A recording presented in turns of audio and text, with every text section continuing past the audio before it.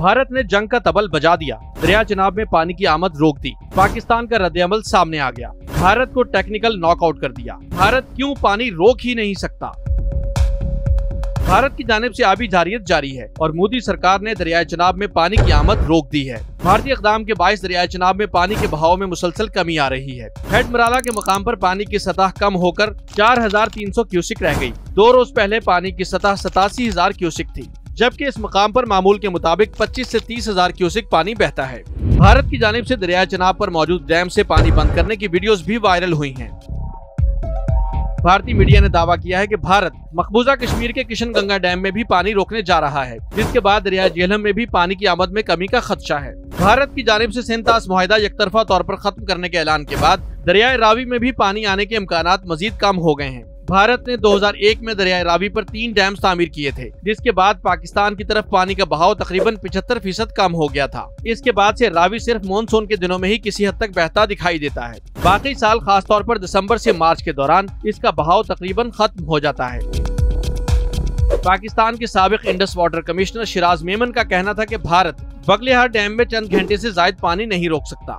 गर्मियों में भारत के पास पानी रोकने की चॉइस बहुत महदूद है। भारत सिर्फ सर्दियों में पानी रोक सकता है, क्योंकि सर्दियों में पानी की मिकदार कम होती है। शिराज मेमन का कहना था कि भारत को पानी के इशू पर मुज़ाकरात की मेज पर आना ही पड़ेगा। भारत जानता है कि वो मुआहिदे को यकतरफा तौर पर खत्म नहीं कर सकता। पाकिस्तान हुकूमत का अक़वाम मुत्तहिदा जाने का फैसला बरवक्त है। भारतीय आबी जारियत से दुनिया को आगाह रखना जरूरी है। उन्होंने कहा कि भारत और पाकिस्तान के दरमियान जंग मुमकिन ही नहीं। दोनों एटमी पावर्स हैं। भारत हमारा अज़ली दुश्मन है। वर्ल्ड बैंक से रुजू करना होगा। वर्ल्ड बैंक और न्यूट्रल एक्सपर्ट सिंध-तास मुआहिदे के ज़ामिन हैं।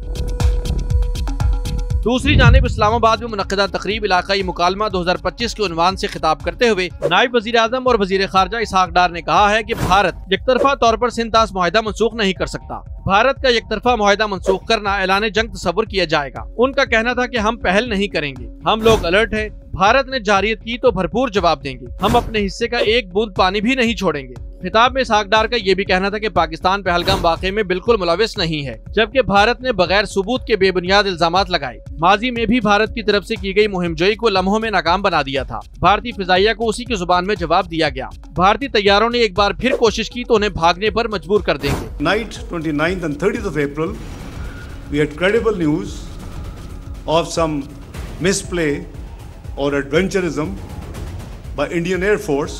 We made them to run back. इसहाक़ डार ने कहा कि पहलगाम में फॉल्स फ्लैग ऑपरेशन किया गया। पहलगाम हमले का मकसद भारत में जारी तहरीकों से तवज्जो हटाना था। भारत के इक़दामात खित्ते और दुनिया में अमन के लिए खतरा है। पाकिस्तान किसी भी सूरत हाल में पहला कदम नहीं उठाएगा, लेकिन अगर भारत की जानिब से जारियत हुई तो पूरी कुव्वत से जवाब देंगे।